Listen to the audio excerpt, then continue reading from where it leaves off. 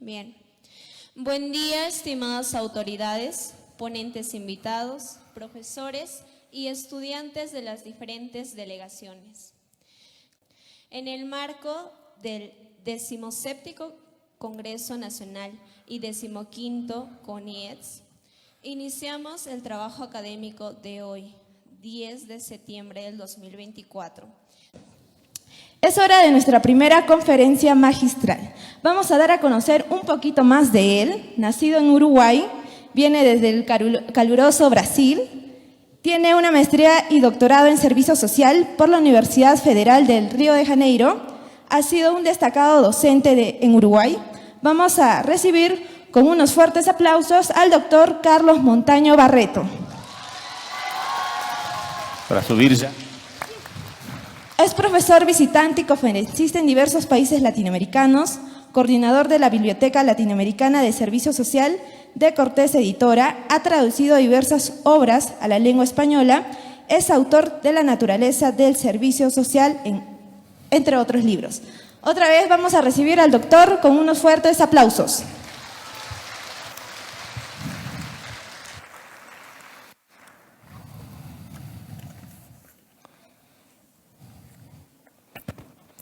Buenos días a todos y todas.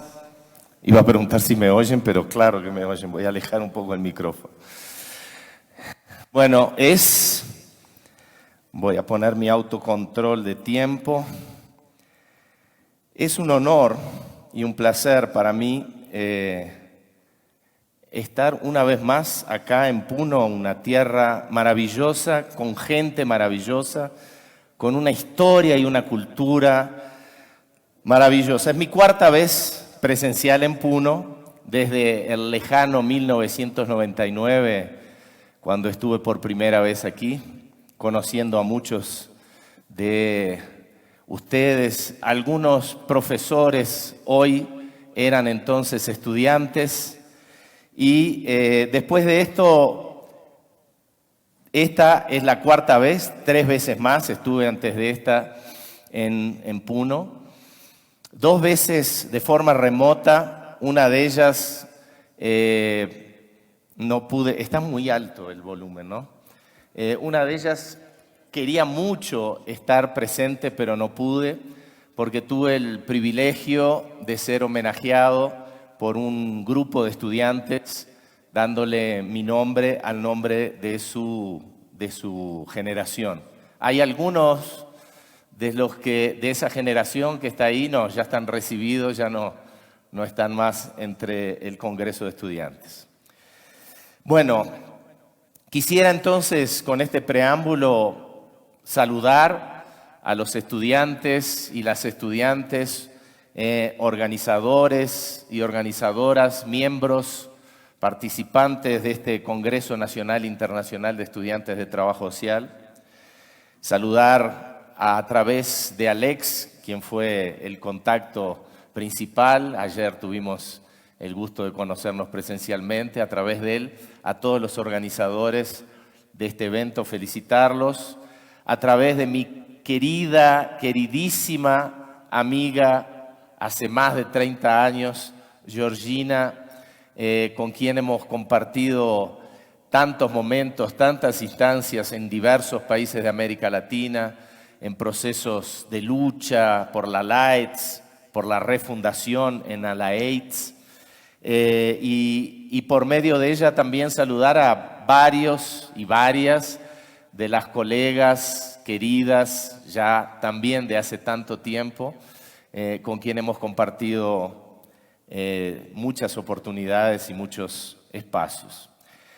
El tema que me toca, y yo voy a tratar de ser, no breve, pero de controlar el tiempo para dar espacio para el debate, porque especialmente me interesa que debatamos los temas, ¿no?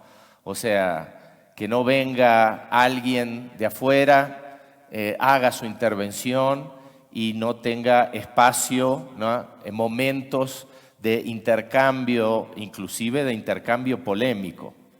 Quiero partir antes de iniciar ya directamente con el tema, decir que la realidad es una. La realidad es un objeto único y no existen realidades diferentes. La realidad es material y por lo tanto ella es única. Pero la forma de apropiarnos de la realidad, la forma de conocer la realidad, la forma de producir conocimiento sobre la realidad, esa es cargada de subjetividades.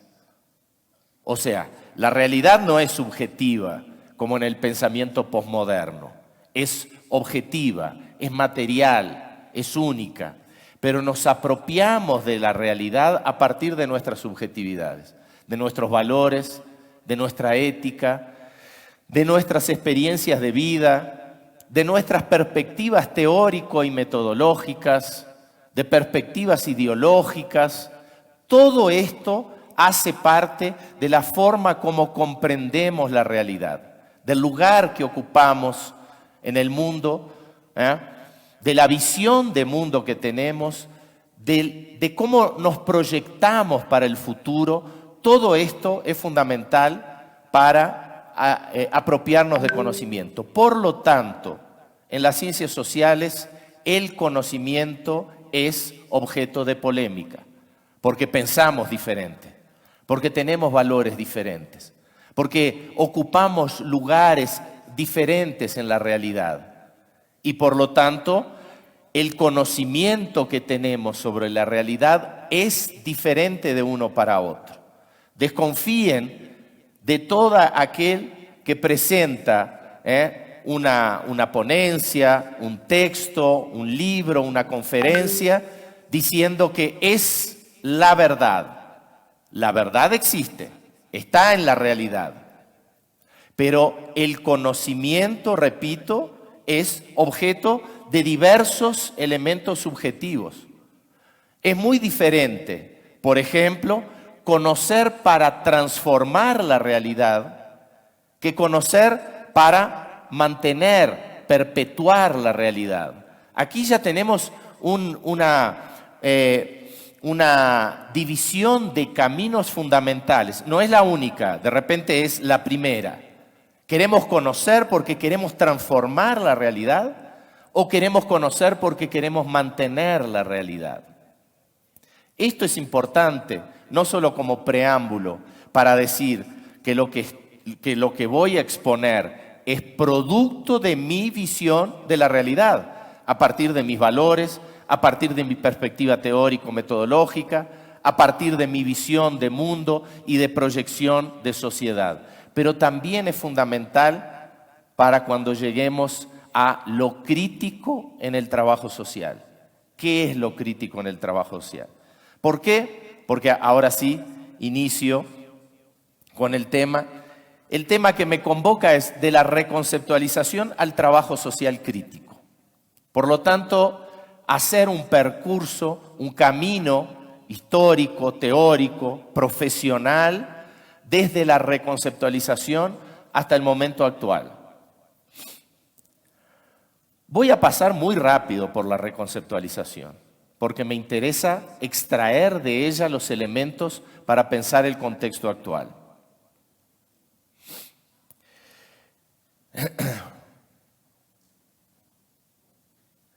Quiero decir que, y acá vale la pena una propaganda, mucho de lo que voy a exponer acá está en un libro que acabamos de lanzar con la profesora Yolanda Guerra y yo, llama Trabajo Social Crítico, Teoría y Práctica, que va a salir en español próximamente por la editora Espacio de Argentina.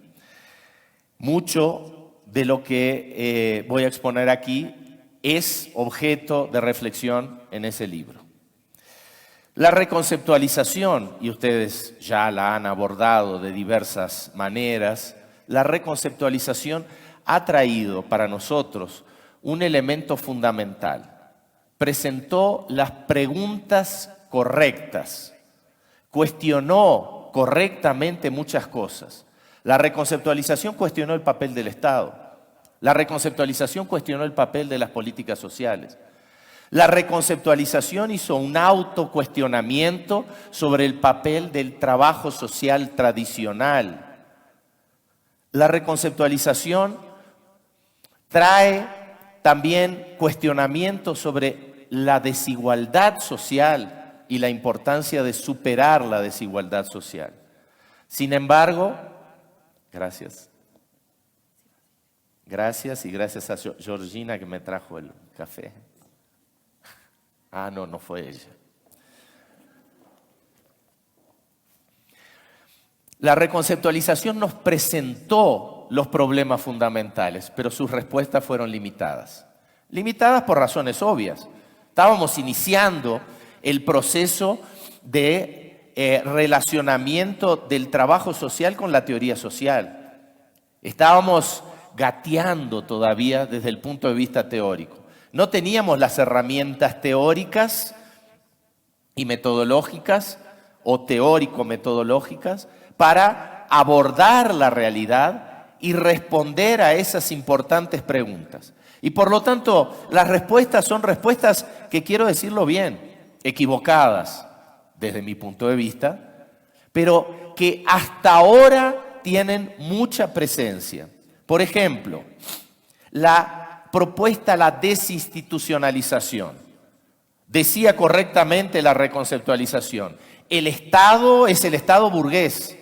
El Estado sirve a la reproducción del orden burgués. Pregunta, cuestión correcta. ¿Cuál es la respuesta? Salgamos del Estado. La desinstitucionalización. Vayamos a las comunidades.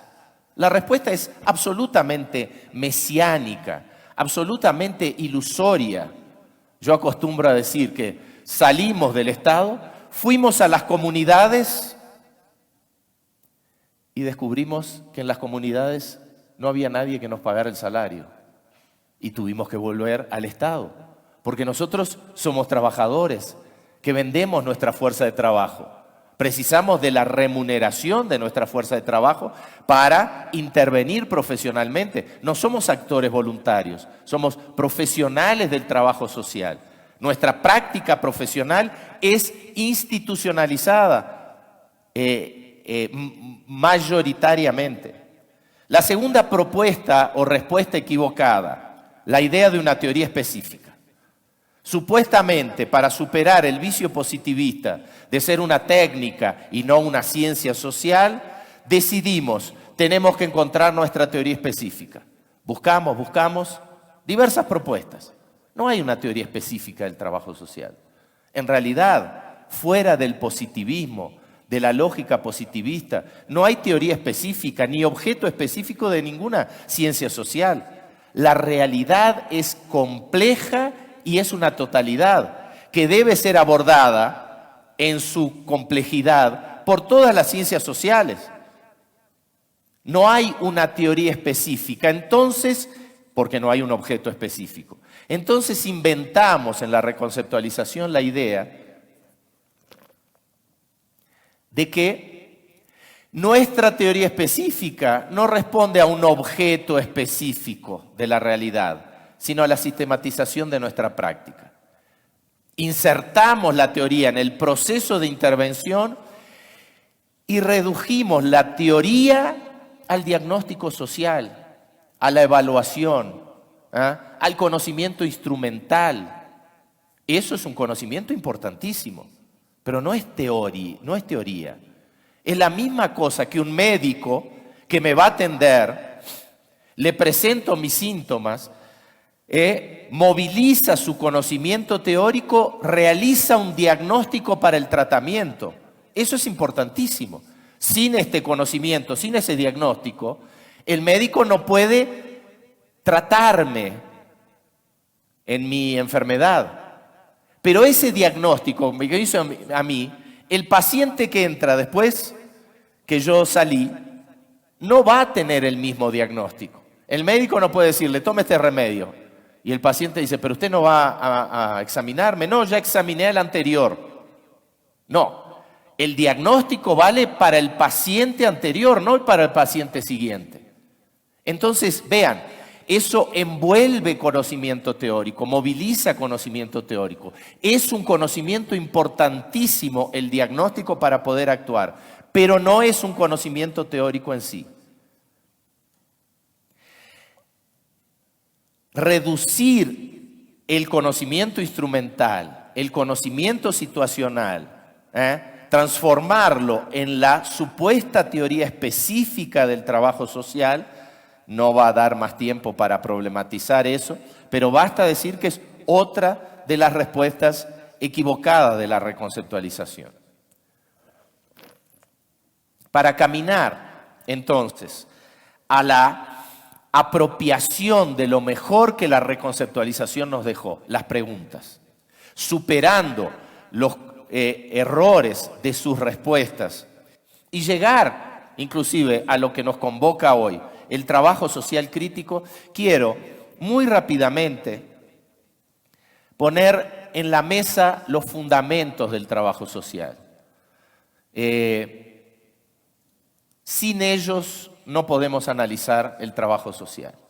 Es decir, valga la redundancia, es fundamental que entendamos cuáles son los fundamentos de nuestra profesión para poder entender la dinámica, la demanda, el mercado, la inserción profesional de nuestra profesión, del trabajo social en la actualidad.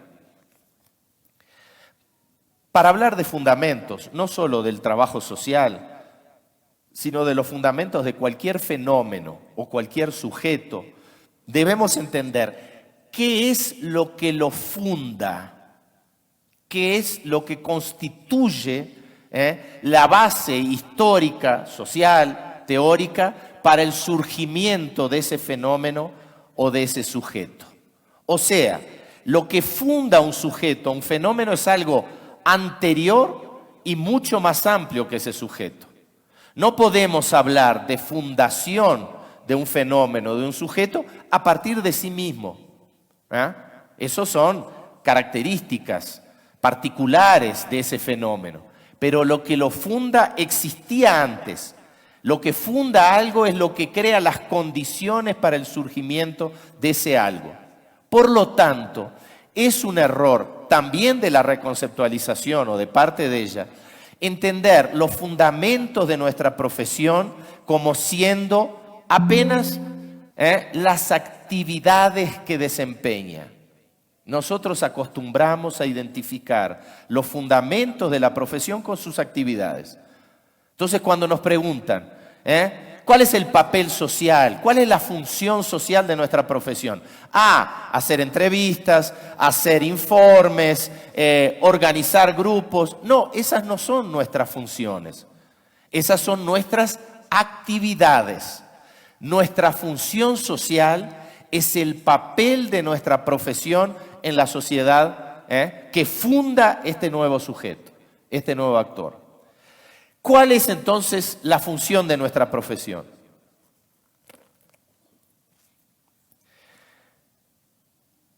Sin darles una lata, porque sé que por lo menos acá en Puno ya han trabajado esa cuestión, quiero decir que hay dos perspectivas principales para entender los fundamentos. Una perspectiva que llamamos endogenista, que es esta misma que entiende los fundamentos de la profesión, la creación de la profesión, el surgimiento de la profesión, el papel social o la función social de nuestra profesión, a partir de la autoevolución de la ayuda, de la caridad, de la filantropía, de las formas diversas de ayuda que en algún momento llegarían a la profesionalización de la ayuda y por lo tanto al servicio social y después al trabajo social.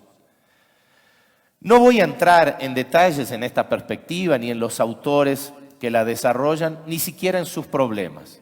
Quiero pasar rápidamente para la perspectiva histórico-crítica, en la cual me estoy fundando para el entendimiento de los fundamentos de nuestra profesión. No es el desarrollo de la ayuda en las diversas sociedades, por más distintas que sean, e independiente, como si la ayuda hubiera evolucionado desde la antigua Grecia, pasando por la Edad Media, por la monarquía, después la república, el estado de bienestar social, el estado capitalista en su fase competitiva, sin importarse con el contexto histórico-social, con las clases sociales que existen. No, lo que constituye a nuestra profesión es la dinámica generada en el capitalismo monopolista. No es en balde que el año que viene vamos a festejar en Chile los 100 años de la primera escuela. ¿Por qué no existió una primera escuela de trabajo social hace 200 años? ¿Por qué no existió en la Edad Media? Porque lo que funda nuestra profesión son las condiciones histórico-sociales del capitalismo en su fase monopolista. Es en este momento del capitalismo, en el siglo XX, en su fase monopolista, que el Estado, por su necesidad para la reproducción del capital en ese contexto, va a desarrollar a través de la política social como un instrumento nuevo y propio de intervención estatal, va a desarrollar una nueva forma de intervenir en los problemas sociales, que hoy llamamos en las manifestaciones de la cuestión social. Y es a partir de esta política social, que no es la ayuda, que no es la caridad, que no es la filantropía, que no cumplen los mismos papeles y la misma función social que las formas de ayuda. La política social es funcional a este proyecto hegemónico del Estado llamado de bienestar social, del Estado keynesiano. Es en este contexto que surge y se expande el trabajo social como una, vean, nueva profesión. No como una profesión que ya existía en los primordios de comunidades humanoides, como dicen algunos teóricos, porque ya existían formas de ayuda. No, no es la ayuda la que crea el trabajo social. Ni siquiera es la ayuda profesionalizada la que crea el trabajo social. Lo que crea nuestra profesión es el contexto histórico que genera la política social como un instrumento particular. Y es inserto en esta política social que se constituye nuestra profesión. Vean cómo esto es importante. En la concepción endogenista, yo les puedo hablar de neoliberalismo, de reforma del Estado, de cambios profundos en las relaciones de empleo, de la precarización del contrato de trabajo, de la precarización de las condiciones de vida, etc. Y alguien podrá decir, nada de esto nos interesa, porque el trabajo social sigue su propia autohistoria en la evolución de la ayuda. En cambio, en el análisis histórico crítico, todo el contexto actual nos interesa. ¿Qué está pasando con las políticas sociales? Están siendo desmontadas por el neoliberalismo. Esto nos interesa porque este es nuestro espacio de inserción, especialmente a ustedes estudiantes, futuros profesionales de trabajo social, que se van a insertar en las políticas sociales. La precarización, la anulación, el desfinanciamiento de las políticas sociales, o al contrario, su mayor financiamiento, su mayor envergadura para responder a las necesidades de la población, nos interesa porque es eso lo que define nuestro mercado de trabajo, nuestra demanda, nuestro papel y nuestra función social. Puesto esto, digamos que hay muy rápidamente tres decisiones fundamentales en nuestra profesión. La primera, no es producto de nuestro deseo, no es producto de nuestras opciones. Podemos todos nosotros aquí decidir de consenso por unanimidad una determinada orientación para nuestra práctica profesional y sin embargo ella no es producto de nuestra decisión, es históricamente determinada. Nuestra práctica profesional es históricamente determinada. Entonces, En primer lugar, una primer determinación de nuestra práctica profesional es que somos, nos guste o no nos guste, lo querramos o no, somos un engranaje en la reproducción de las relaciones sociales de la sociedad contemporánea. Pero yo opté, yo elegí el trabajo social porque quería transformar, superar el capitalismo, porque quería acabar con las desigualdades. Bárbaro, qué bueno que tengamos ese horizonte, pero no esperemos el resultado de nuestra práctica profesional, porque la práctica profesional no tiene como resultado mi deseo, ni nuestro deseo, sino que es históricamente determinada. Esto es ineliminable. Podemos adicionarle otras cuestiones, pero esto de ser un engranaje en la reproducción del orden social vigente es algo estructuralmente determinado en nuestra profesión. Una segunda determinación. Somos una profesión eminentemente política, no política partidaria, ni necesariamente militante, sea política partidaria o religiosa o cualquier cosa. Somos una profesión que lo querramos o no, lo veamos o no, lo neguemos o no, lo tengamos consciente o no, somos eminentemente una profesión política. ¿Por qué? Porque nuestro espacio de inserción profesional es siempre, absolutamente siempre en espacios de conflicto.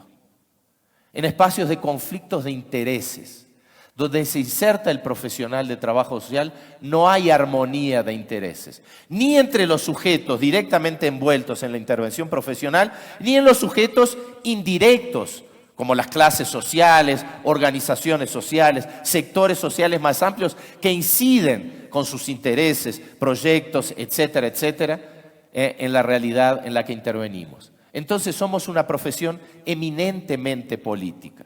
Y la tercera determinación, en esta sí incidimos. Hay un margen de maniobra. Sin desconocer lo anterior, hay un margen de maniobra para el trabajo social. ¿Que depende de qué? Del grado de formación teórica que tengamos para conocer críticamente la realidad, del grado de articulación política intrainstitucional y extrainstitucional que nosotros tengamos, del grado de aglutinación profesional que tengan nuestras organizaciones profesionales, etc. Esto puesto, voy ahora a mi segunda parte de mi intervención, el trabajo social crítico. Primero quiero decir que desde la reconceptualización para adelante, buscando superar justamente la visión de un servicio social tradicional, hemos incurrido en las más diversas modas, adjetivando a nuestra profesión de las más diversas maneras e imaginando, Marilda Yamamoto diría de forma mesiánica, imaginando que si adjetivamos nuestra profesión de una manera, si la concebimos de una manera, entonces mágicamente nuestra profesión se transformaría en eso que nosotros queremos, eliminando aquellos presupuestos que yo mencioné anteriormente. En este sentido, primero, redenominamos nuestra profesión de servicio social a trabajo social, imaginando que esta redenominación cambiaría el sentido de nuestra profesión. No lo cambió, inclusive porque en el norte, en los Estados Unidos, nuestra profesión siempre se llamó trabajo social, social work. En segundo lugar, llamamos a nuestra profesión de popular, de revolucionaria, de progresista, de transformadora, de alternativa. Trabajo social popular, trabajo social revolucionario, trabajo social alternativo, y caímos en modas, imaginando que esta adjetivación refundaría nuestra profesión, ahora sí, con carácter transformador. Con esto, lo que quiero decir es un primer alerta. no caigamos con la noción de trabajo social crítico en las mismas modas. Ahora la moda es hablar de trabajo social crítico. Porque ayer lo dijo Silvana Martínez, con quien quiero debatir y presentar algunas divergencias y otras concordancias. Hoy lo dice Carlos Montaño. Entonces, ahora la moda es hablar de trabajo social crítico. No, no es moda. Yo no estoy proponiendo ninguna moda ni ninguna adjetivación que nos lleve a pensar que ahora entonces el trabajo social crítico, sí, es transformador, va a eliminar los fundamentos de la desigualdad, de la pobreza, etcétera y tal. No, no caigamos en ninguna moda. Si hay algo de crítico en el trabajo social crítico es el que la transformación social no la hace ninguna profesión, sino en condiciones históricas determinadas los sujetos fundamentales, las clases sociales. Ahora sí quiero, antes de entrar al trabajo social crítico, pero ya polemizando un poco con la intervención de ayer, preguntar, ¿solo el marxismo es crítico? Ayer nos decían que no.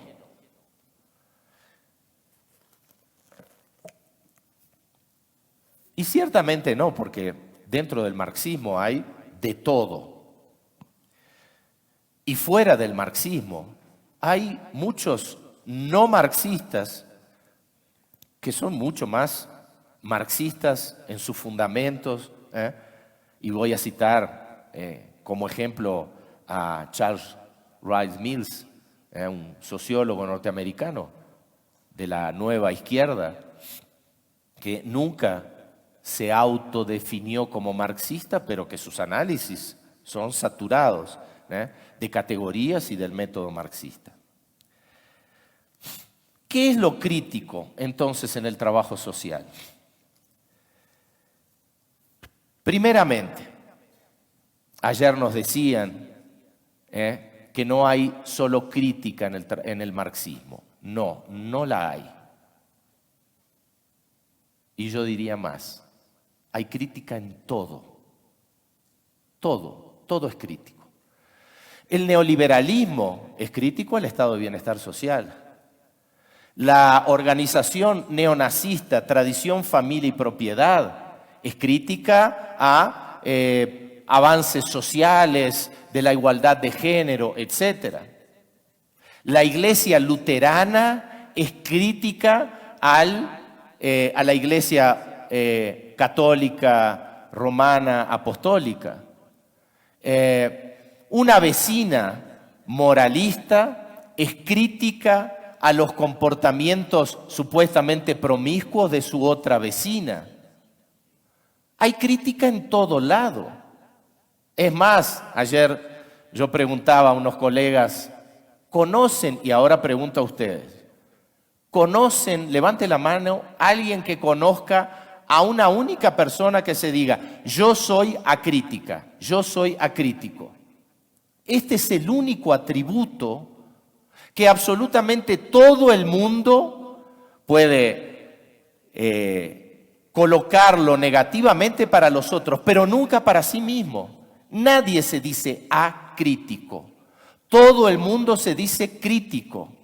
Y vean, entonces, si crítico es todo, entonces ¿de qué hablamos cuando hablamos del trabajo social crítico? Es más, hay la crítica más común, en el sentido común, que es el rechazo. Cuando nosotros decimos, no, fulano es muy crítico, fulano rechaza todo. Eso es un sentido de crítica. Hay un sentido de crítica restaurativa, aquella crítica nostálgica. Los tiempos antiguos eran los mejores. Esta crítica restaurativa es propia, por ejemplo, del neoliberalismo. El neoliberalismo no es una crítica al estado de bienestar social para ir hacia adelante. El neoliberalismo es para retrotraer el Estado antes del estado de bienestar social. Hay una crítica moralista a través de juicios de valores. Eso está mal, eso está bien, eso no me gusta. Que es una crítica muy común y que rechaza todo lo que está fuera de la idea de moral, del comportamiento moral que debe ser. Existe una crítica doctrinaria. Las religiones, no solo, pero por ejemplo, tienen una crítica doctrinaria, tienen una doctrina y critican todo lo que está fuera de esa doctrina. Existe también una crítica romántica, como lo llamaba Marx, no romantismo en el sentido que nosotros lo usamos cotidianamente, sino romántica por ingenua. Por ejemplo, cuando se dice, yo estoy en desacuerdo con el capitalismo, hay mucha pobreza en nuestra sociedad, es una crítica romántica. Porque para dejar de ser romántica, yo tengo que entender los fundamentos de la pobreza en la sociedad capitalista. Existe también una crítica puntual o fenoménica que es propia de la crítica posmoderna. El pensamiento posmoderno es crítico, pero no sale de una visión de crítica puntual y absolutamente recortada de la realidad, sin capacidad de poder comprender la realidad en su totalidad. Vean, ninguna de estas críticas es de la crítica que nosotros hablamos cuando hablamos de trabajo social crítico. De la crítica que hablamos es de la crítica radical. Ayer Silvana hablaba de la crítica radical, pero yo quiero hacer unas reflexiones sobre esto. ¿Qué es la crítica radical? Y aquí tenemos que superar o distanciarnos del uso que se hace cotidianamente sobre lo radical, que muchas veces se expresa como extremista. No, fulano es muy radical. No, fulano es extremista, es lo que estamos diciendo. Radical en el sentido marxista o marxiano de la palabra, radical quiere decir ir a las raíces. O sea, la crítica radical es no el rechazo, no la evaluación moralista. La crítica radical es aquella que me permite un conocimiento que supera la mera apariencia y consigue llegar a la esencia de los fenómenos, a sus fundamentos, a sus raíces. Y esto no es apropiado con la simple experiencia. Nosotros no vemos la raíz de una planta. Para ver la raíz de una planta tenemos que apartar la tierra para poder llegar a la raíz.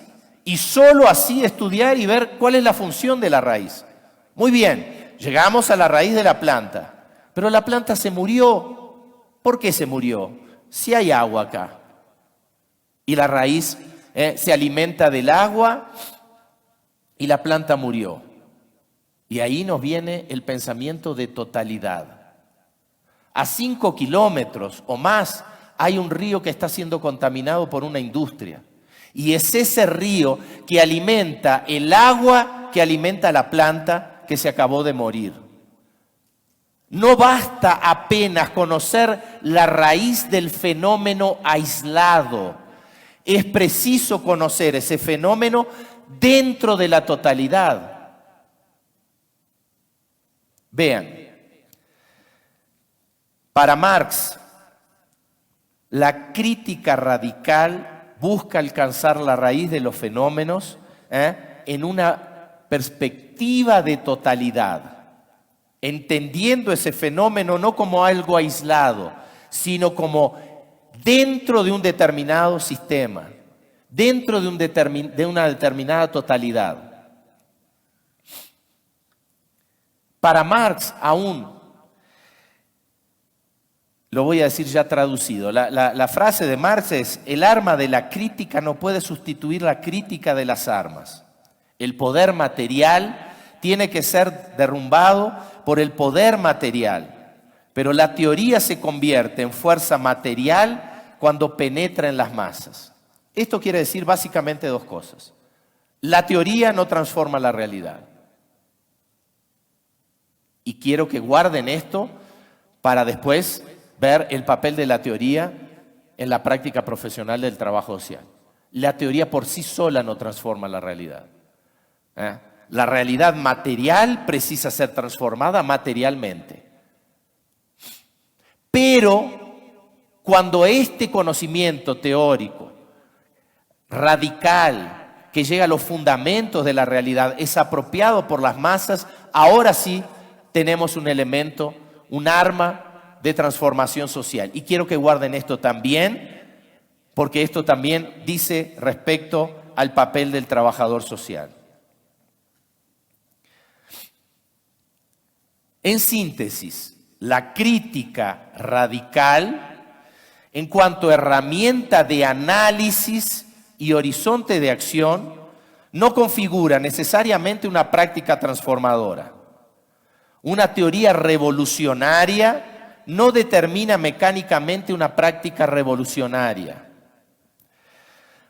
La crítica radical tampoco significa el rechazo, muy por el contrario.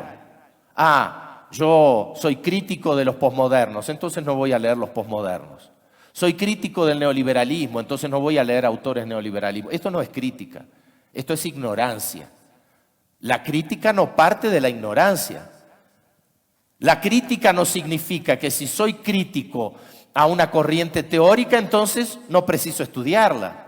Muy por el contrario, apropiarme de ese conocimiento teórico, por más discrepancias, es fundamental para poder establecer un análisis crítico. Marx funda toda su obra teórica en la crítica de la filosofía alemana, la crítica de la economía política inglesa y la crítica del socialismo utópico francés. Marx no rechaza la filosofía alemana ni los economistas políticos ingleses. Al contrario, Marx se apropia. Marx es impensable sin Hegel y Feuerbach, sin Adam Smith y David Ricardo, sin Proudhon, Owen, Saint-Simon. Él se apropia del conocimiento y lo supera de forma dialéctica. Pero entonces, esta crítica radical no es cualquier crítica. Por lo tanto, aquí sí quiero colocar mi discrepancia.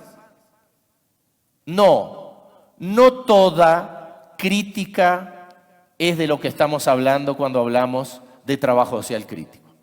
No es la crítica moralista, no es la crítica dogmática, no es la crítica en cuanto a rechazo, no es la crítica doctrinaria, no es la crítica puntual, fenomenológica del pensamiento, sea positivista o en su mayor expresión posmoderno.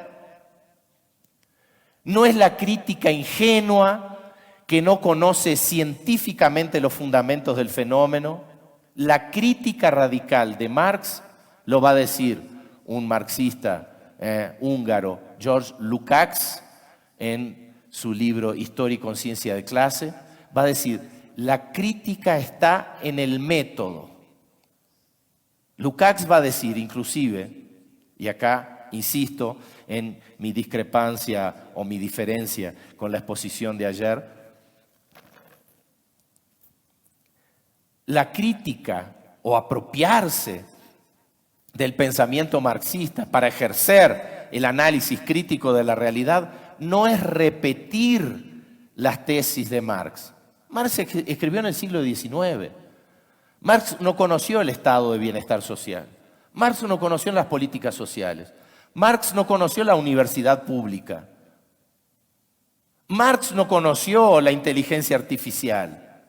¿Cómo podemos pensar el contexto actual solo con la obra de Marx? Evidentemente que no. Quien quiera hacer esto hace una locura, porque eso no sería en absoluto crítico. Traer el conocimiento generado en un contexto, el siglo XIX, para el es absolutamente insuficiente. No me puedo mover porque si me muevo se desconecta el micrófono. Entonces me voy a quedar durito aquí.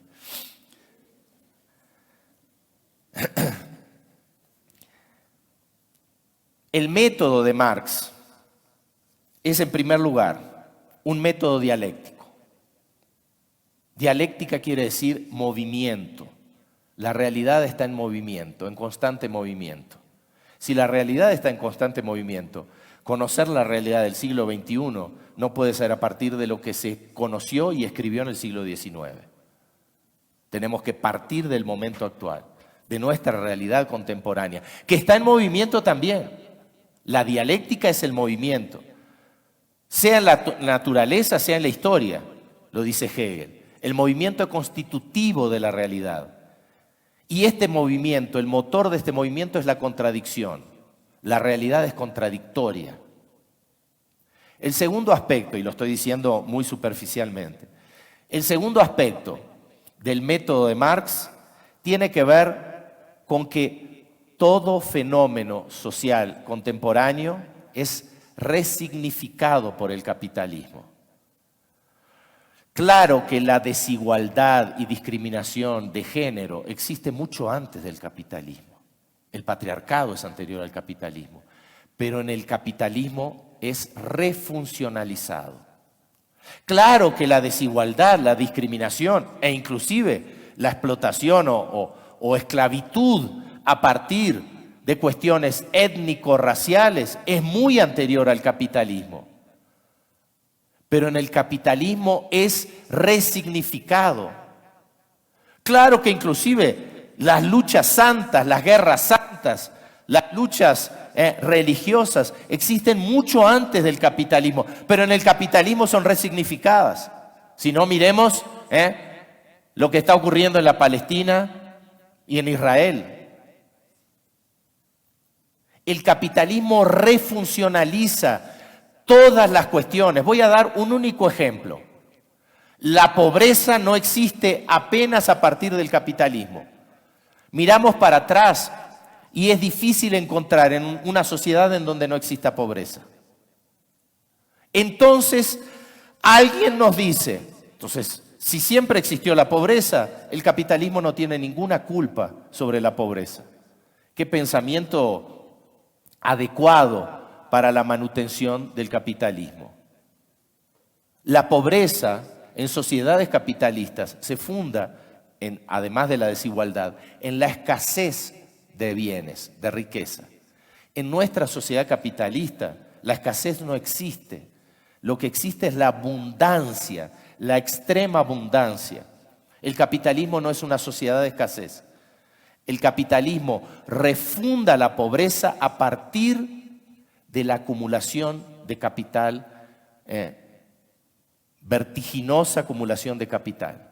El año del 2016 ocurrió un hito histórico en la humanidad. Por primera vez en la historia de la humanidad, el 1% de la población mundial detenía más del 50% de la riqueza. El 1%, no el 10%, no el 5%, el 1% de la población se apropia de más del 50% de la riqueza. El restante 99% de la población no distribuye equitativamente. Esto muestra que en el capitalismo no es una sociedad de escasez y por lo tanto la pobreza en nuestra sociedad capitalista no puede ser entendida como la evolución de la pobreza en sociedades precapitalistas, en donde la escasez es su modo de explicación, su fundamento. En nuestra sociedad capitalista, la pobreza, por más que haya existido anteriormente, es refuncionalizada y ahora es producida porque la pobreza es el otro lado de la moneda de la acumulación de capital. Si yo quiero entender la pobreza, tengo que entender el proceso de acumulación de capital. Si no, no entiendo nada sobre la pobreza. Todos los fenómenos, por más que hayan existido antes del capitalismo, son refuncionalizados, resignificados en el capitalismo. Y por lo tanto, insisto en mi discrepancia con la intervención de ayer, las categorías que expresan los fundamentos del capitalismo tienen que estar presentes en un análisis crítico radical. No puedo entender la pobreza sin entender la explotación, sin entender la plusvalía, sin entender las luchas de clases, sin entender el proceso de producción capitalista, sin entender la relación de compra y venta del salario, de la fuerza de trabajo a partir del salario, sin entender el papel del imperialismo. Estas son categorías centrales, traídas por Marx, presentadas por Marx en el siglo XIX, pero estas categorías centrales tienen presencia y son fundamentales para el análisis crítico radical de cualquier fenómeno en la contemporaneidad. Entonces, estas categorías, si no están presentes en nuestro análisis, pero yo estoy estudiando el medio ambiente, ¿qué tiene que ver la explotación? Tiene todo que ver. Por la cuestión medioambiental que vivimos en la sociedad contemporánea no es la misma cuestión medioambiental que llevó a los mayas a abandonar sus grandes ciudades y estados. Es otra cosa, el capitalismo refuncionalizó la cuestión ambiental. Y por lo tanto, cualquier fenómeno contemporáneo que quiera ser estudiado desde una perspectiva crítica radical, no cualquier otra crítica, tiene que envolver estas categorías. Y en tercer lugar, el método marxista es un método, lo voy a decir una palabra que puede, no debería, pero puede sonar excesiva. Tiene una perspectiva revolucionaria. Quitémosles las cuestiones que a veces provocan miedo sobre esta palabra. Tiene una perspectiva de transformación social. Recuerdan que al inicio yo dije, hay una primera disyuntiva en el conocimiento. ¿Queremos conocer para transformar o queremos conocer para mantener? Bueno, el método marxista es el método para transformar. Y es por esto que aquellos sectores sociales, aquellas clases sociales que tienen, privilegiadas, económica, políticamente, que tienen por objetivo la manutención del sistema, precisan apartar el máximo posible el conocimiento y el método marxista. Porque este método amenaza, porque es una perspectiva que se conoce para transformar. Entonces, en síntesis, la crítica radical en Marx no es cualquier crítica. Cuando hablamos de trabajo social crítico, no hablamos de cualquier crítica. Hablamos de la crítica radical y que se sustenta en este método. No me interesa si se autodeclara o no se autodeclara marxista, pero este método, con estos tres fundamentos, es fundamental en la crítica radical. Llego en mis últimos 10 minutos, 15 minutos. Entonces, ¿de qué hablamos cuando hablamos del trabajo social crítico? ¿En qué consiste el trabajo social crítico? Primero voy a decir, ¿qué no consiste? ¿Qué no es el trabajo social crítico? Yo le voy a sacar esta tapita porque no me adecuo a esta tapita. Siempre que veo algo me queda goteando.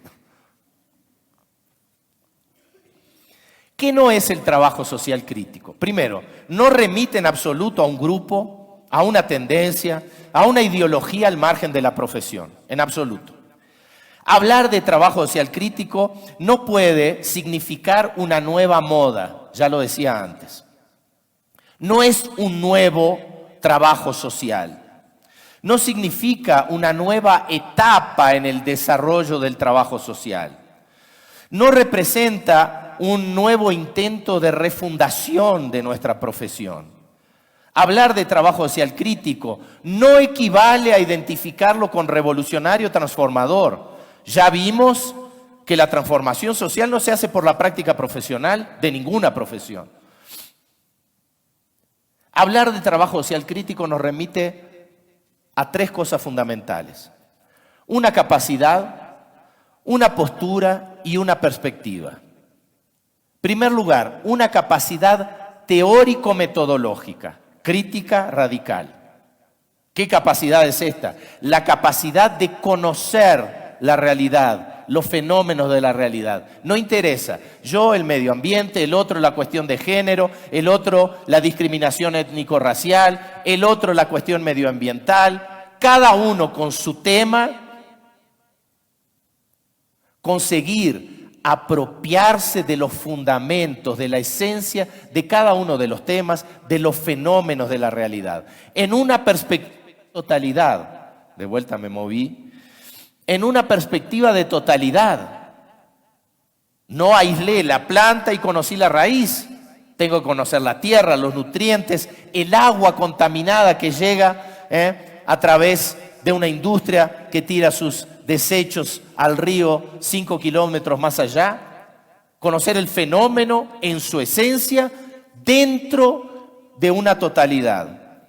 Entonces, en primer lugar, trabajo social crítico requiere una capacidad teórico-metodológica de poder conseguir llegar a la esencia de los fenómenos. Y esto, chicos y chicas, lo dije en argentino, pues los uruguayos decimos pibes y pibas. Esto quiere decir solidez teórica.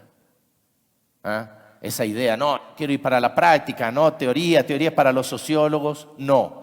Si queremos un trabajo social, crítico, radical, para tener la capacidad de comprender los fenómenos, llegar a su esencia, es solidez teórica. Segundo, trabajo social crítico significa una postura crítica, ético-política. Muy bien, yo dije, no basta el conocimiento crítico radical, yo no, Marx dijo eso. No basta el conocimiento crítico radical para transformar la realidad. Efectivamente, no. Conocer no significa automáticamente transformar. Nuestra práctica profesional, por más que nos apropiemos críticamente y que podamos llegar a la esencia de los fenómenos, no transformamos la realidad. Pero podemos posicionarnos, desarrollar una postura ético-política frente a eso. Esto no es suficiente para tener una práctica transformadora. Cuando digo transformación, digo transformación de los fundamentos. Nuestra práctica ciertamente ameniza las secuelas de la pobreza, pero no elimina los fundamentos de la pobreza. Cuando hablo de transformación, hablo de eliminar los fundamentos de la pobreza. Cuando hablamos del horizonte de intervención profesional, a partir de la política social o de las políticas sociales, hablamos de amenizar, y ciertamente es importante, una postura ético-política, crítica, frente a la realidad, frente a la institución, frente a las políticas sociales. Y en tercer lugar, una perspectiva crítica, una perspectiva ideopolítica. O sea, yo sé que de mi práctica profesional no voy a poder eliminar los fundamentos de la pobreza. Pero no me resigno a eso. Tengo como perspectiva, como horizonte de largo plazo, que no depende de mi intervención profesional, pero sí de una perspectiva de transformación, una sociedad sin pobreza. Por lo tanto, sin acumulación capitalista. Por lo tanto, sin explotación de la fuerza de trabajo. Entonces, hablar de trabajo social crítico significa una capacidad teórico-metodológica crítica, una postura ético-política crítica y una perspectiva ideopolítica crítica. Alguien preguntará, pero ¿y en la práctica? ¿Y en la intervención profesional? ¿Podemos hablar de una práctica crítica o lo crítico solo queda en el campo del pensamiento, de la ideología, de la perspectiva, del posicionamiento, de la ética, del conocimiento teórico? ¿Podemos hablar o no de una práctica crítica en el trabajo social? La respuesta es sí, claro que sí. Pero en primer lugar, y voy llegando a mi momento final de la intervención, pero en primer lugar, Pensar una práctica crítica en el trabajo social no significa pensar que nuestra práctica sea transformadora, revolucionaria. Y repito, cuando digo transformadora estoy diciendo transformación de los fundamentos. No significa entonces pensar una práctica crítica en el trabajo social, pensar que la práctica profesional sea transformadora. La práctica crítica en el trabajo social requiere, en primer lugar, lo decía antes, se funda en un conocimiento crítico de la realidad.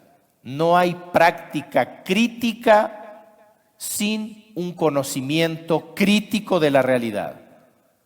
No solo el diagnóstico, sino el diagnóstico que muestre la apariencia de una realidad, de una comunidad, etcétera, como muchas veces se entiende el diagnóstico, sino que se llegue a los fundamentos, a la esencia, a la raíz, dentro de una totalidad en relación al fenómeno que querramos conocer e intervenir.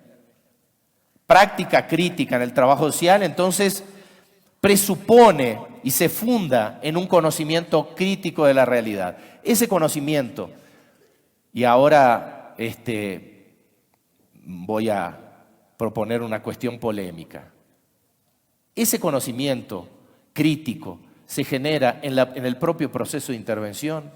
No, y yo diría por lo menos no necesariamente. Y si fuera más radical diría no, nunca. ¿Por qué? Porque ese conocimiento crítico presupone la apropiación de todo el conocimiento acumulado. Yo no puedo salir de cero, ir a una comunidad y decir, esta es la esencia de la realidad. Un médico no me va a tratar a mí apenas por mis síntomas. El médico tiene que movilizar su conocimiento teórico acumulado para entender que estos síntomas, con su conocimiento acumulado, en estas circunstancias, en donde hay, por ejemplo, un surto de gripe cualquiera, entonces representa este tipo de situación y lleva este tipo de tratamiento. No basta el conocimiento situacional que podemos generar en el propio proceso de intervención para tener el conocimiento crítico. Es preciso el acúmulo de conocimiento teórico, que son las herramientas para poder entender los fundamentos de esa realidad que queremos conocer. Segundo, una práctica crítica en el trabajo social envuelve la capacidad de identificar los diversos intereses. Vamos a una realidad en donde hay intereses diferentes, en donde tal vez hayan intereses antagónicos. De repente todos están con un mismo problema, falta de acceso a agua potable. Eso reúne a todo el mundo, a toda esa comunidad. Pero entre ellos hay divergencias, machismos, sexismos, homofobías, intereses diversos. Algunos quieren el agua para regar sus plantas, otros quieren el agua para alimentación. Entonces, todo espacio de inserción profesional, lo decía anteriormente, es saturado de tensiones y contradicciones de intereses. Directamente, indirectamente mucho más, porque representan intereses que están presentes en instancias superiores de nuestra sociedad. El trabajo social crítico, la práctica social crítica exige que nosotros tengamos conocimiento, que podamos poner de manifiesto los intereses que están presentes en esa realidad. En tercer lugar, y prometo que en 5 minutos termino. No, en 5 minutos termino para dejar espacio para preguntas. En tercer lugar, la práctica profesional crítica, pero gracias por... La práctica profesional crítica está orientada a determinados valores ético-políticos, el compromiso no es, y acá quiero decirlo muy enérgicamente, el compromiso con los sectores populares, con los sectores subalternos, con las clases trabajadoras, no es como desde la reconceptualización para adelante se hizo pensar natural a nuestra profesión. Ayer se decía, los abogados tienen... No, hay abogados progresistas, abogados conservadores. Hay sociólogos progresistas y sociólogos conservadores. Hay trabajadores sociales progresistas y conservadores. Solo para hacer esa división. Podemos profundizar esa división. Hay trabajadores sociales machistas, trabajadores sociales homofóbicos, trabajadores sociales neoliberales, etc. Trabajadores sociales pro capital. No es de la naturaleza de nuestra profesión una opción política. Esta opción es históricamente construida, precisa ser construida. Si no queda una declaración vacía, nosotros somos a favor de las poblaciones y de los sectores subalternos, y vamos a la práctica e ignoramos que en realidad estamos reproduciendo la lógica del capital. Para que no sea un discurso vacío, esta opción tiene que ser concreta y explícita. Queremos una práctica profesional que, sabiendo que nuestra práctica es un engranaje en la reproducción del orden, pero tratar de llevar en la medida de lo posible, y esto va a depender de muchas circunstancias, de alianzas políticas, etcétera, es aquella tercera determinación que yo decía antes, que pueda favorecer, beneficiar más a los sectores subalternos. El valor de la democracia, de la igualdad, de la justicia social, no valores vacíos como la dignidad humana. Donald Trump defiende la dignidad humana. Cualquier persona defiende la dignidad humana. Nadie tiene un discurso, no, yo soy contra la dignidad humana. Entonces vean, hay valores vacíos que muchas veces son pilares de nuestros códigos, antiguos códigos de ética, que no nos dicen nada. Ahora, coloquemos justicia social. Ahí vamos a ver cómo las aguas se dividen. Coloquemos igualdad social. Ahí vamos a ver cómo los liberales son contra. Ellos defienden un tipo de libertad que es antitético, que es contradictorio a la igualdad y a la justicia social. En cuarto lugar, una práctica crítica del trabajo social debe superar momentáneamente la relación inmediata entre necesidades y respuestas.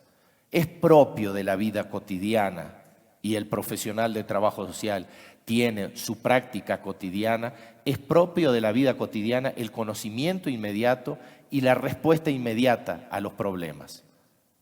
Si mi hijo se lastima, yo no voy a hacer un estudio, voy a atenderlo rápidamente, lavarle la herida, ponerle algo, una respuesta inmediata. Vivimos en nuestra vida cotidiana dando respuestas inmediatas a necesidades. Y en la práctica profesional eso no es diferente. Recibimos demandas, atendemos situaciones que requieren de respuestas inmediatas. Pero lo que estamos diciendo acá es que una práctica profesional crítica requiere de momentos, dicen los teóricos, de la vida cotidiana, de suspensión de la vida cotidiana o de superación momentánea de la vida cotidiana. Y para usar dos ejemplos en nuestra profesión, voy a decir dos momentos de suspensión de la vida cotidiana para romper con esa relación inmediata entre necesidades y respuestas. En primer lugar, la investigación teórica. Investigación teórica que nos permita apropiarnos del conocimiento para llegar a los fundamentos de esa realidad que queremos entender para poder intervenir mejor. Y el segundo ejemplo de la suspensión momentánea de la vida cotidiana, rompiendo momentáneamente con esa relación inmediata entre necesidades y respuestas, la planificación. Para que después nuestras acciones inmediatas, nuestras respuestas inmediatas, sí sean inmediatas, porque la demanda lo exige, pero insertas en una planificación mayor. 3 minutos me quedan y prometo que concluyo. La práctica profesional crítica envuelve la articulación con otros sujetos. Ayer se decía en varias oportunidades que somos agentes políticos, que no podemos reproducir esa lógica del trabajador social no querer ser agente político. Somos un agente político, no partidario. Y por lo tanto, nuestra mayor incidencia, privilegiar más nuestro proyecto de intervención que otros, requiere la articulación política con otros agentes institucionales, con los propios sujetos de la acción del profesional y con otros sectores, organizaciones, movimientos sociales, etc. Penúltimo punto. La práctica profesional crítica tiene un papel potencialmente transformador. Ella, ya lo dije, no es directamente transformadora. Pero recuerden, le dije, mantengan esto hasta el final. Marx decía, la teoría crítica no es suficiente para transformar la realidad. Pero cuando las masas se apropian de esa teoría crítica, ahí tenemos una herramienta potencialmente transformadora. Bueno, el trabajador social, ayer lo conversábamos con alguien, el trabajador social interviene con esa población. Y es fundamental que esa población, que produce sí su conocimiento, pero no necesariamente crítico radical. Imaginar que el conocimiento producido, el conocimiento popular, etcétera, es en sí crítico y radical, crítico en el sentido de radical, es en general caer en una ilusión ignorando los procesos de alienación, de dominación ideológica, cultural, etcétera, etcétera. Basta mirar lo que defienden las poblaciones subalternas, trabajadoras, etc. Defienden la privatización de empresas públicas. Votan en los candidatos de extrema derecha, machistas, sexistas, etc. Entonces, permitir que la población, que las masas, se apropien de ese conocimiento crítico radical, no del conocimiento vivencial, aparente, sino del conocimiento que llega a la raíz, que permite entender los fenómenos, que permite descubrir su situación particular, justamente como una particularidad en un sistema más amplio. Esto es un papel fundamental de la práctica crítica en el trabajo social. Y el último punto, y con esto cierro, la práctica profesional crítica requiere conocer los límites y potencialidades de nuestra práctica profesional. Muchas veces, y ahí tenemos al trabajador social pesimista, Marilda Yamamoto llamaría de fatalista. El trabajador social dice, nada podemos hacer, todo está ya determinado, yo trabajo en una institución absolutamente autoritaria, no puedo hacer nada. Solo vemos los límites estructurales, institucionales, etc. En el extremo opuesto, lo que Marilda Yamamoto llama de visión mesiánica o voluntarista, muy propia de la reconceptualización, vemos el trabajador social que se olvida de las estructuras, de los límites institucionales, sociales, más amplios, y solo ve su voluntad. Yo soy contra la pobreza, entonces mi práctica profesional va a acabar con la pobreza. Aquel profesional que se olvida de que existen una determinación histórica para nuestra profesión, para su función social, para sus fundamentos, y piensa que le basta apenas sus intenciones y sus intereses para autodeterminar el sentido de su práctica profesional. La práctica profesional crítica debe superar tanto el fatalismo que solo ve las estructuras, cuanto el mesianismo, que solo ve el deseo y la propia voluntad subjetiva del profesional, articulando las potencialidades y los límites de nuestra práctica profesional. Muchas gracias.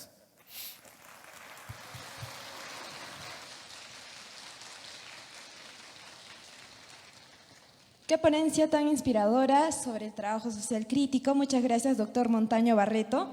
Ahora vamos a pasar a la ronda de preguntas, así que invitamos a las diferentes delegaciones presentes.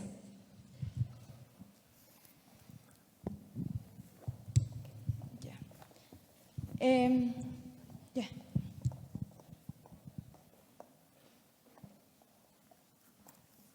Chicos, pueden levantar su mano para que las personas encargadas puedan pasarle el micro.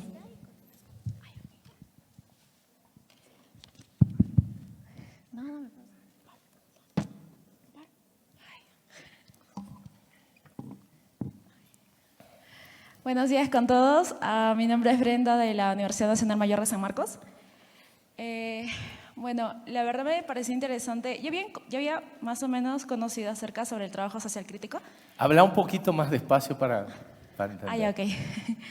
Bien, comentaba que ya había conocido un poco acerca del trabajo social crítico, pero de igual manera me pareció importante para todos nosotros conocer este enfoque, como usted mencionaba, que busca también cuestionar y transformar las distintas estructuras, obtener una perspectiva ideopolítica crítica, etcétera.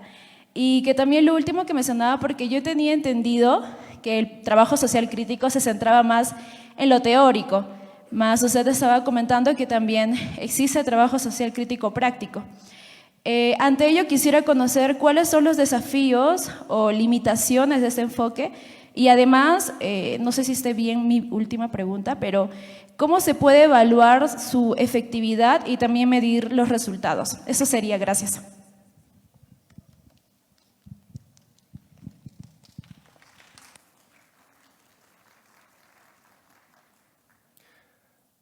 ¿Se hace un bloque de preguntas o de repente 3 preguntas, no? Ya.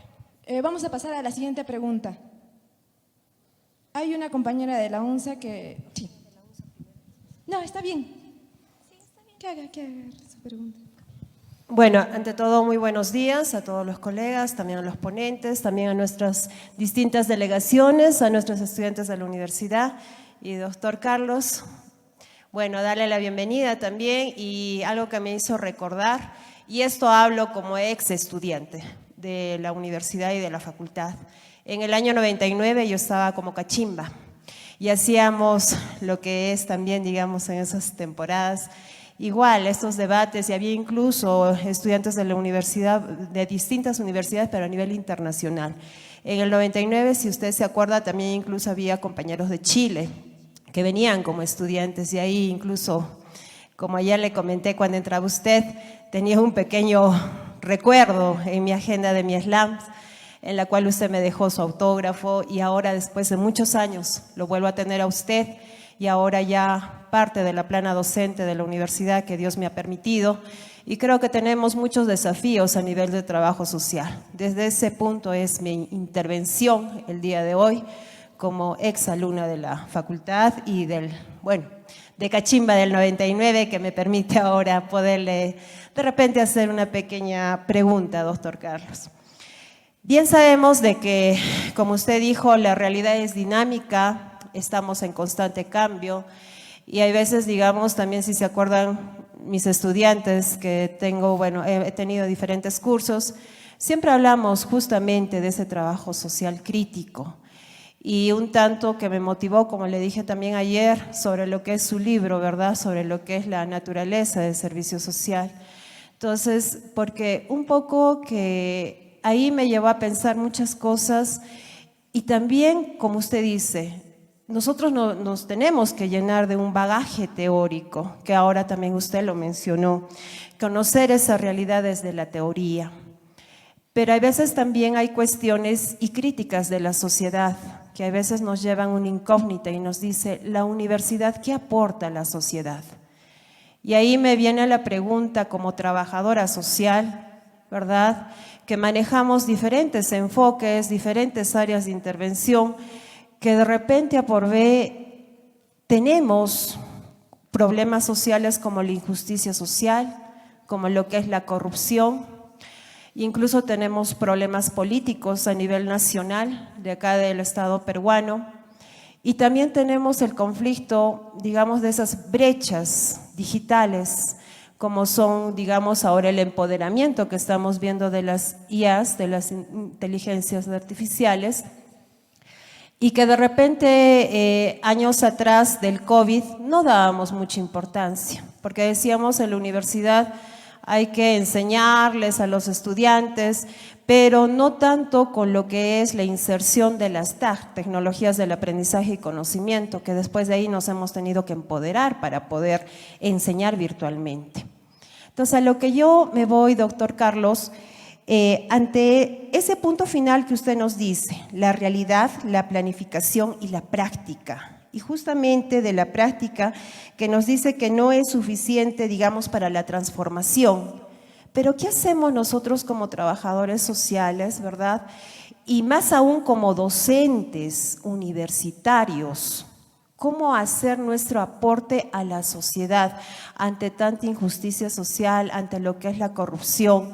Porque a veces yo me pongo a pensar, nosotros damos el bagaje teórico, ok, acá en la universidad, pero también es necesario conocer esa realidad, conocer, digamos, no sé, desde nuestros cursos, de repente en nuestras horas prácticas y palpar la realidad, porque hay necesidades. Por ejemplo, nosotros tenemos una experiencia con diversas colegas también de Alto Puno que hemos intervenido y decíamos, ojalá que logremos la distritalización de Alto Puno y con la intervención no solamente de las docentes, sino también de nuestros estudiantes, dar ese aporte a la sociedad.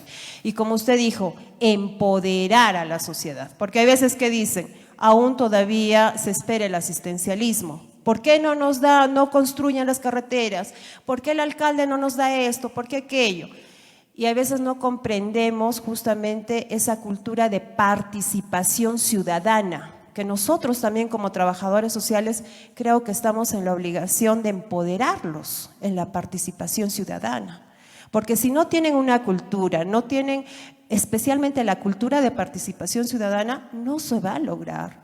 Entonces creo yo que ahí como docentes también y como estudiantes tenemos que estar en ese desafío, doctor. Entonces, y algo que dice Nuria Fustier, por ejemplo, de diagnóstico, de repente que la conoce también trabajadora social, nos dice que no solamente es levantar un diagnóstico en frío, sino también tenemos que justamente tener un marco teórico de las problemáticas. Entonces, doctor, no sé, desde su experiencia, varios años de experiencia, ¿cómo podríamos nosotros como docentes universitarios poder justamente enriquecer ello, la teoría y la práctica, desde nuestra casa de estudios? Eso sería, doctor. Gracias. Muchas gracias por su pregunta. Vamos a pasar a otras preguntas. La Universidad Nacional de San Agustín y luego la Universidad Nacional del Centro del Perú. Por favor, levanten sus manos las siguientes universidades.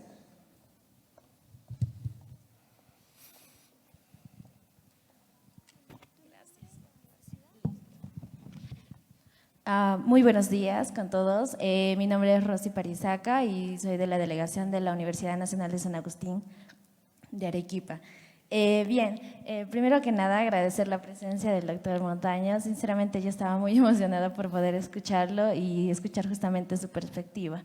Y frente a ello, haciendo énfasis en el marco de las limitaciones que justamente mencioné en la parte final, respecto a lo que es la institucionalidad, mi duda era, ¿no?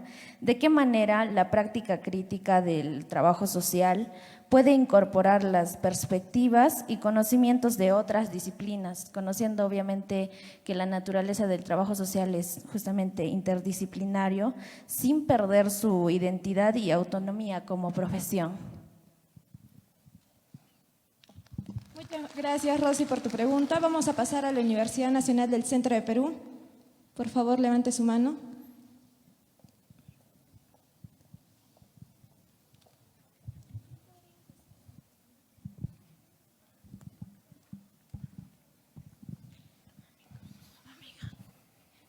Buenos días, doctor Carlos Montaño, y con todos presentes. Yo soy Lisbeth Salvador, de la Universidad Nacional del Centro del Perú.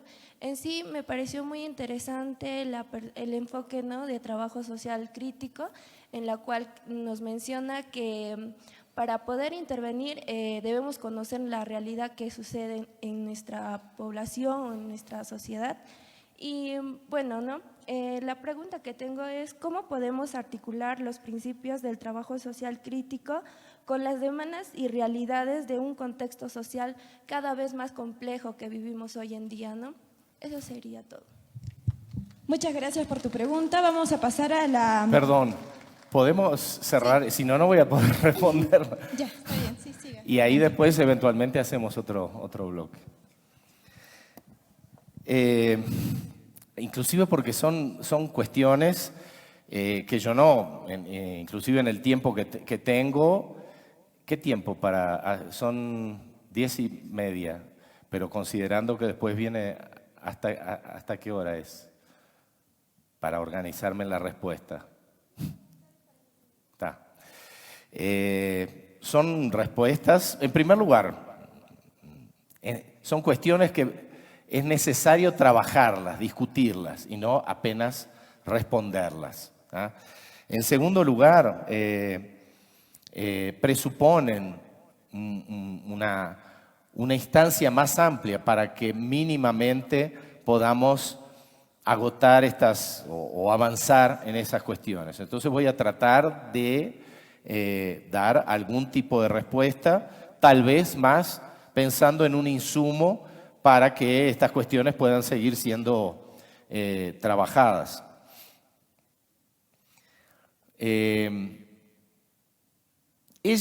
Las varias preguntas circulan o se articulan bastante en la cuestión de qué desafíos frente al contexto contemporáneo para el trabajo social crítico, para una práctica crítica en el trabajo social, cómo pensar en una mayor efectividad de esta práctica crítica en el trabajo social. Eso me parece que tiene más que ver con las dos primeras preguntas. Primero, los desafíos son innúmeros. Inclusive ayer lo conversábamos en una reunión que tuvimos con los maestros, los profesores, que estamos viviendo una sociedad no más compleja, una sociedad con distintos parámetros.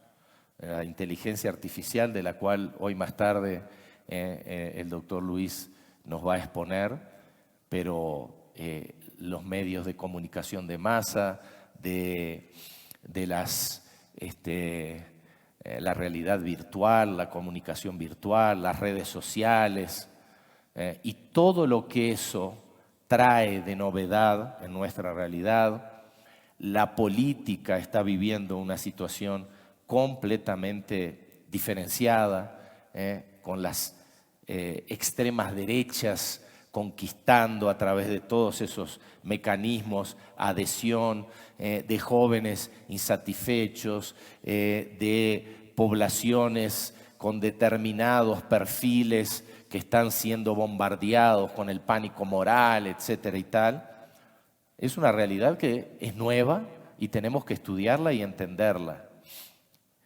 Y esto es un proceso, no es un individuo que lo va a hacer y lo va a estudiar y va a entender todo. Entonces, hay grandes desafíos. Muchas veces trabajamos con bibliografía obsoleta en nuestras formaciones profesionales. A veces trabajamos con textos de contextos que no son más los nuestros. El capitalismo no está en expansión como estaba hasta los años 70. El capitalismo, el Estado no es más un Estado, entre comillas, de bienestar social, con sus políticas sociales robustas e impactando positivamente en las poblaciones. Las relaciones de producción no son más protegidas por una legislación laboral significativa. La realidad ha cambiado sustantivamente. El capital está en crisis. El neoliberalismo es la ideología hegemónica y no el keynesianismo.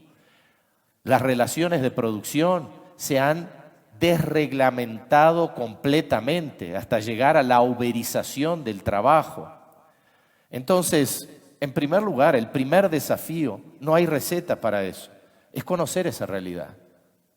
No la realidad que yo estoy viviendo, la realidad que enmarca todos estos fenómenos con los cuales yo me deparo. Esa realidad precisa ser apropiada. Tenemos que conocer las transformaciones en el ámbito de la producción y de las relaciones capital-trabajo. Tenemos que conocer las transformaciones operadas por el neoliberalismo. Tenemos que conocer los impactos que ha creado en el mundo contemporáneo la ya vieja, pero con impactos aún, crisis o desaparecimiento de la Unión Soviética, que creaba otro mercado, otras condiciones geopolíticas completamente diferentes. Entonces, el gran desafío, yo diría, al trabajo social es entender esta nueva realidad, y para eso no hay receta, es apropiarnos de los instrumentos teóricos para conocer esa realidad. La efectividad no depende 100% de nosotros. Yo diría, si recuerdan aquellos tres determinaciones que enunciaba. La primera determinación, el trabajo social es un engranaje en la reproducción del orden. La segunda determinación, somos una profesión eminentemente política. La tercera determinación, tenemos un margen de maniobra. Bueno, ese margen de maniobra es pequeño. Lo que depende de nosotros y depende de la robustez teórica que tengamos, de la capacidad de articulación, etcétera, que tengamos, de la capacidad de incidencia, de llegar a las poblaciones masivamente que tengamos, ese margen de maniobra es pequeño. A mí me han preguntado, por ejemplo, en la pandemia, ¿cuáles son los desafíos para el trabajo social en la pandemia? En otra oportunidad, en situaciones de frontera, ¿cuáles son los desafíos, sea Perú-Chile, sea Colombia-Venezuela? ¿Cuáles son los desafíos para el trabajador social en relación a la situación de frontera? Mi respuesta primera, porque hay una segunda parte, mi respuesta primera es, díganme qué políticas sociales existen sobre eso y diré cuáles son los desafíos, las potencialidades, y me preguntaban acá, la efectividad del trabajo social. Nosotros no salimos en la pandemia, en la frontera o en cualquier situación solo repartiendo servicios, beneficios, asistencia o cualquier cosa. Nosotros trabajamos en una institución. Nuestra práctica profesional es institucionalizada. Entonces, nos insertamos en la institución. El que responde a la realidad no es el trabajador social. El que responde a la realidad es la institución en la cual nosotros somos empleados, con autonomía relativa, con perspectiva profesional, etcétera. Pero entonces no podemos responder los desafíos, la efectividad, ignorando la institución a la que pertenecemos. Nuestra respuesta tiene que partir del punto de vista que vendemos nuestra fuerza de trabajo para esa institución. Entonces, ¿cuál es la política social de intervención? Y ahí vemos inclusive el margen de maniobra, pero también las condicionantes institucionales para la intervención profesional y por lo tanto para la efectividad. Si tenemos una institución que en las políticas sociales no elimina la pobreza, pero responde positivamente a situaciones que aquejan a esas poblaciones sobre la pobreza, superando el hambre, las cuestiones habitacionales, etcétera, etcétera, el empleo, etcétera. Acá entonces tenemos una institución que trabaja en esta perspectiva, con este horizonte, y las posibilidades de intervención profesional de alguna manera están pautadas en eso. Si al contrario el trabajador social trabaja en una institución absolutamente desfinanciada, neoliberal, que no se orienta para disminuir las macelas de la pobreza, las secuelas de la pobreza, sino para beneficios electorales o cualquier cosa, entonces las posibilidades del trabajador social en este contexto son otras.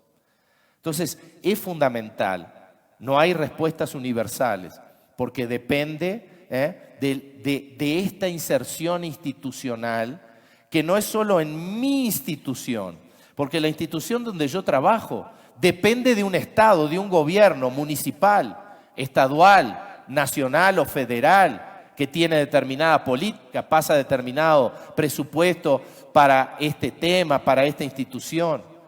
Entonces, no hay respuestas universales, pero la respuesta a esto no puede ignorar la cuestión de que nuestra práctica profesional es una práctica institucionalizada, no autónoma.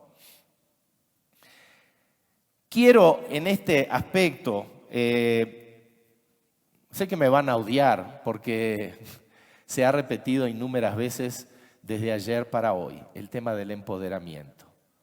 Es una palabra espectacular, maravillosa, inclusive suena empoderamiento, hasta crea una cuestión sonora importante, más si lo dicen en inglés, empowerment, y hay gente que le gusta pronunciarlo en este idioma.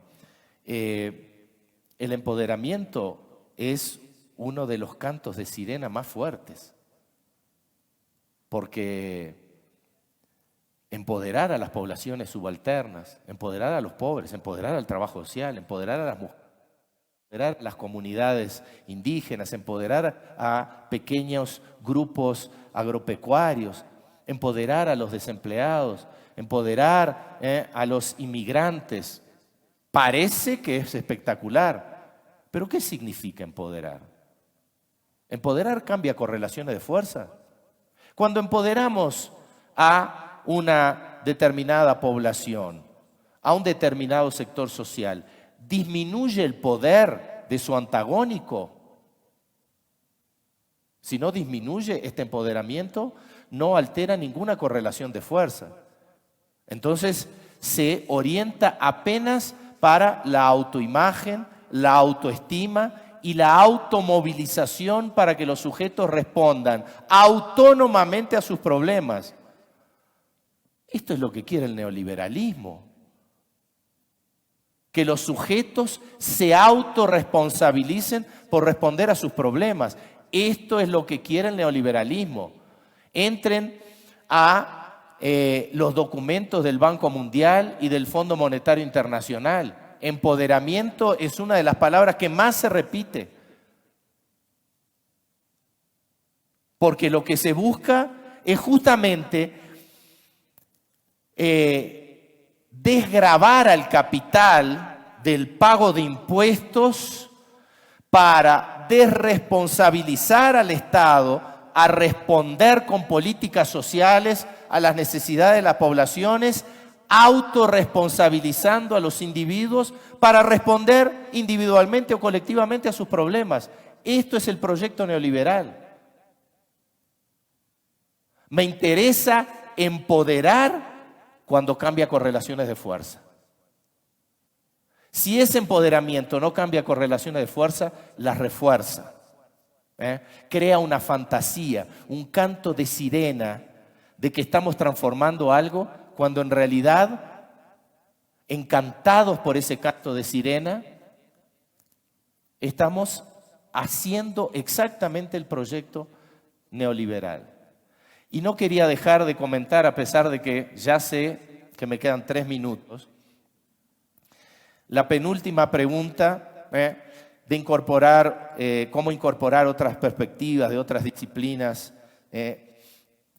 al trabajo social. El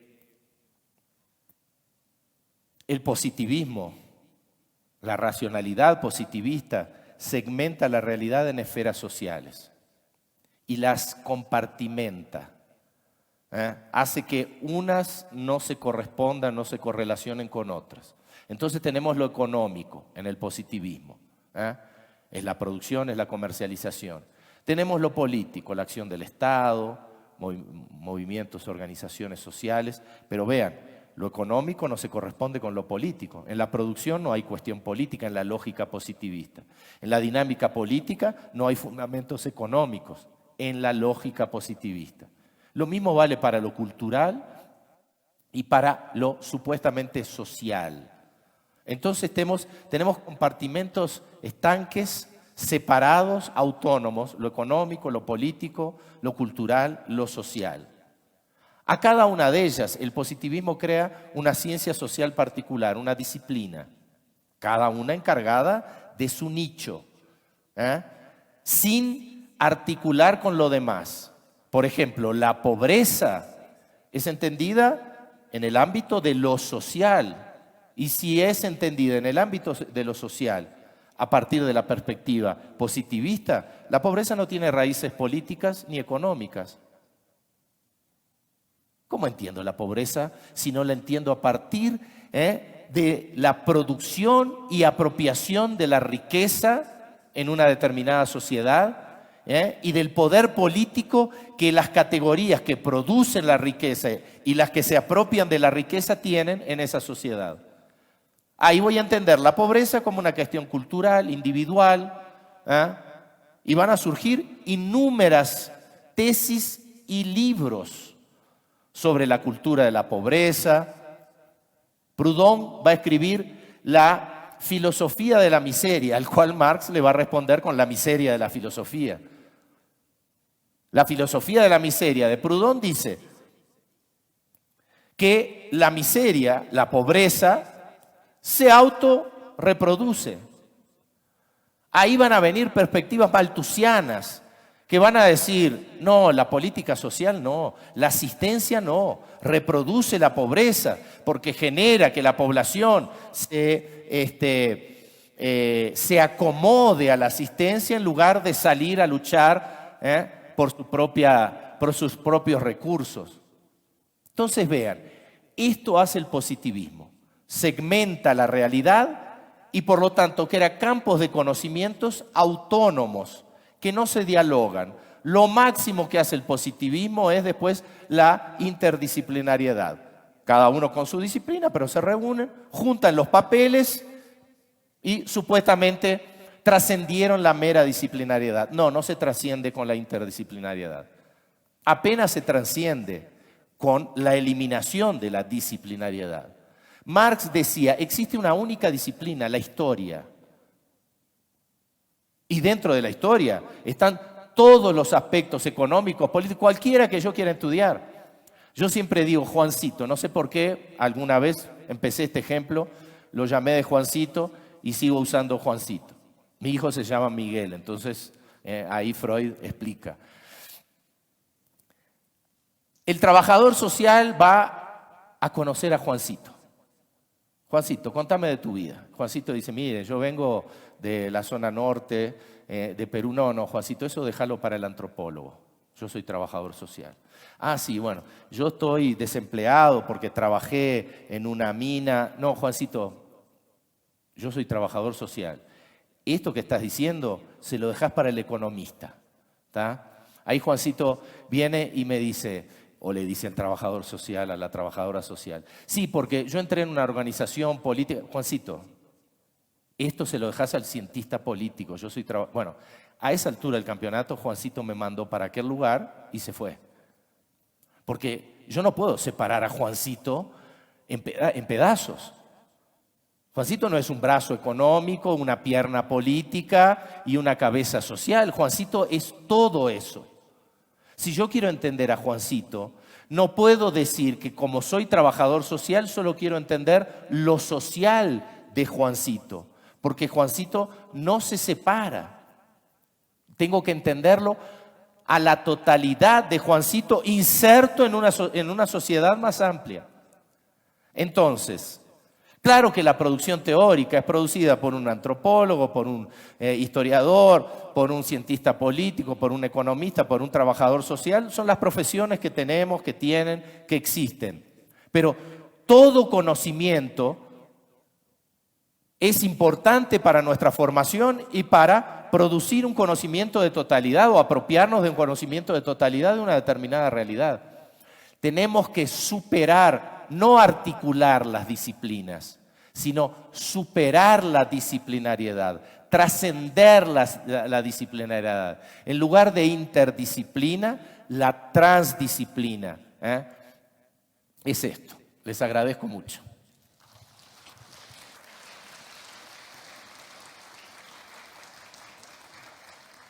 Bueno, por temas de tiempo vamos a terminar esta ronda de preguntas y agradecemos al doctor Carlos Montaño Barreto y con otros fuertes aplausos. Gracias.